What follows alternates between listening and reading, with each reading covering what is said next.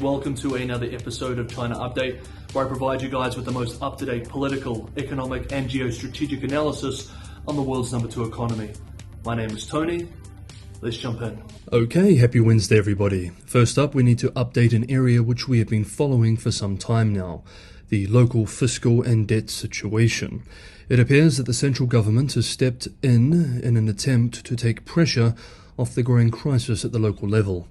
China's biggest state banks are offering local government financing vehicles, loans with ultra-long maturities, and temporary interest relief, quote, to prevent a credit crunch amid growing tension in the $9 trillion debt market, end quote, in the words of Hong Kong-based South China Morning Post, citing 4 unnamed sources. The loans will mature in 25 years.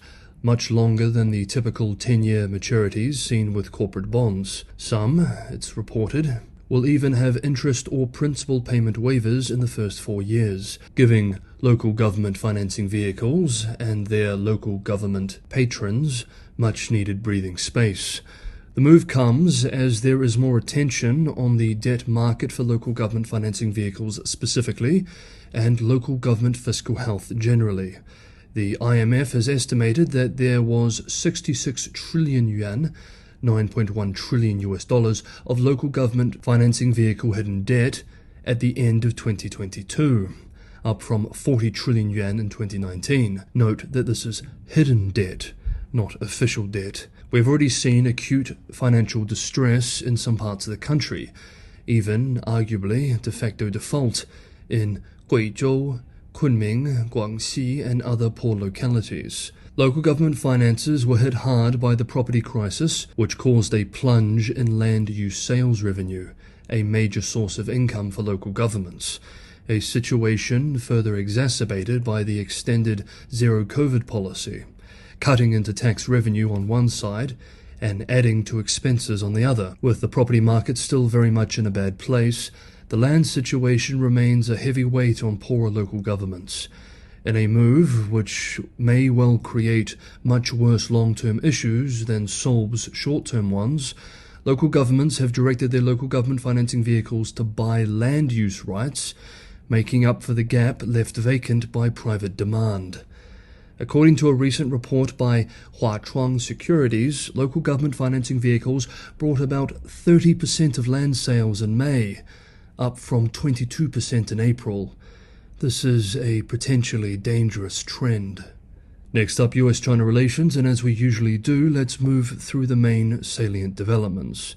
Secretary of the US Treasury, Janet L. Yellen, will travel to Beijing from tomorrow, July the 6th, until the 9th, where she will be having meetings with senior PRC officials. Experts from both sides of the Pacific have been providing commentaries on the relationship this week. Most are quite pessimistic. Renowned America expert at China's prestigious Peking University, Wang Jisi, expressed this week that US-China relations are unlikely to improve significantly anytime soon, as the two sides still view one another as their greatest external threat, echoing the same observation made recently by former US Secretary of State Henry Kissinger. On Monday, speaking at the so-called 11th World Peace Forum hosted by Tsinghua University in Beijing, Wang expressed, quote, "The essence of China-US relations has suggested that they will not improve in the near future.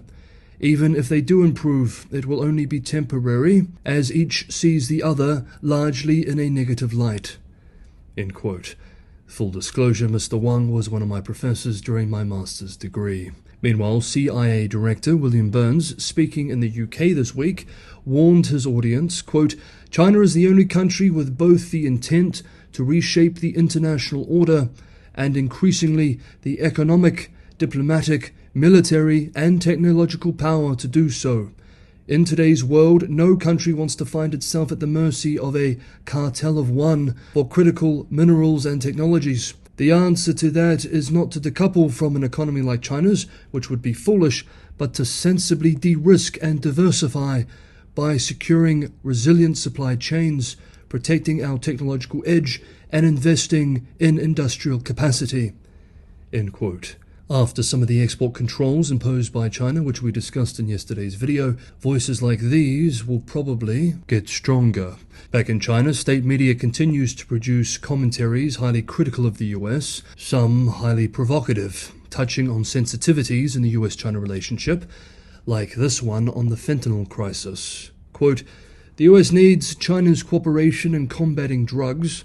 However, fundamentally, it is the responsibility of the US government to take strict measures to tackle drug abuse in the US. Seeking external reasons to heal internal woes will not help the US get rid of its drug addiction, but will only turn the US into a global drug den."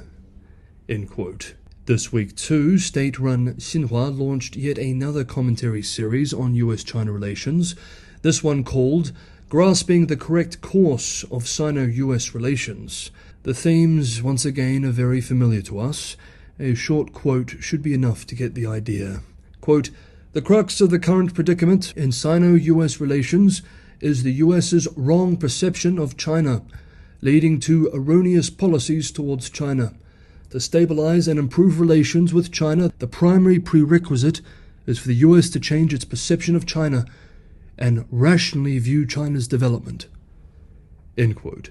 Meanwhile, according to the most recent Rasmussen survey, quote, 64% of likely US voters believe the United States should officially recognize Taiwan as an independent nation, separate from China. Only 14% oppose US recognition of Taiwan's independence, while another 22% are not sure. End quote. This is a notable shift in attitudes. In previous years, US adult support for recognizing Taiwan independence was normally a little below 50%. Next up, a top Chinese advisor to the government warns that youth unemployment presents a serious political risk to Beijing. Hey guys, if you enjoyed today's episode of China Update, don't forget to hit that like button. Like I said yesterday, it does appear that YouTube is not showing these videos to too many new viewers. So a wonderful way to help the channel is to share with people who you think may enjoy this sort of content. And as always, anyone who can go the extra mile and help keep the channel financially sustainable, Patreon and Buy Me a Coffee links are in the description below. As always though, it's a tremendous pleasure just to be able to produce this content for you all, so thank you so much everybody for watching and for the ongoing support. Finally, for today's video, we have been following China's youth unemployment crisis for some time now. While overall employment rates have remained moderate, youth unemployment skyrocketed during the pandemic, reaching 20.8% in May, a record level since official numbers have been published. We have discussed the obvious implication of this on China Update before, that lots of young, educated people without work is not a recipe for stability.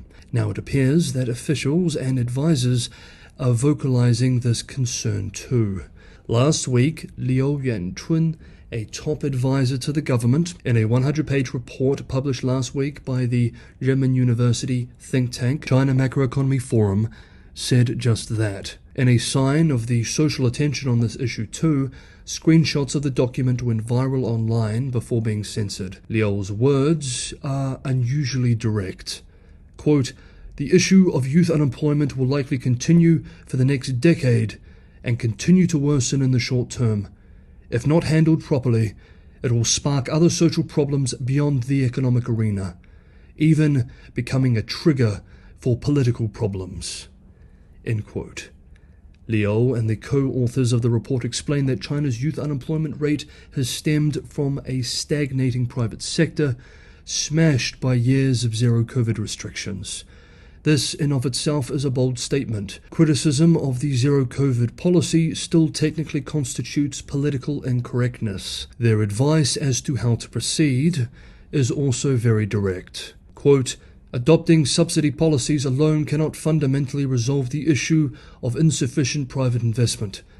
The key lies in improving the rule of law and improving the protection of private property rights, to make up for the people's loss of confidence in the rule of law since the pandemic."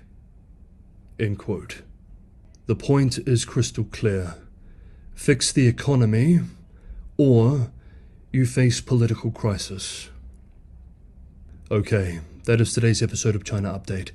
Thank you very much everybody for watching. Have a wonderful Wednesday, and I will see you all tomorrow.